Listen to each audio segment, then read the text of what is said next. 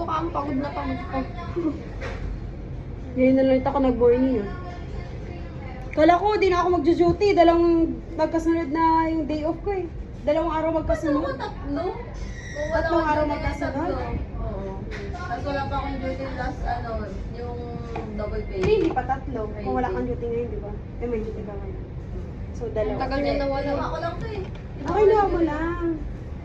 Kanina? Kay Kael. Exam niya daw kasi.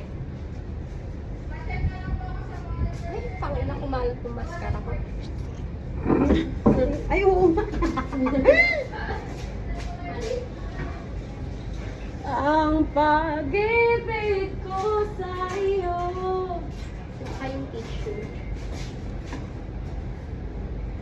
Anong tissue dyan? Wala lang, apron.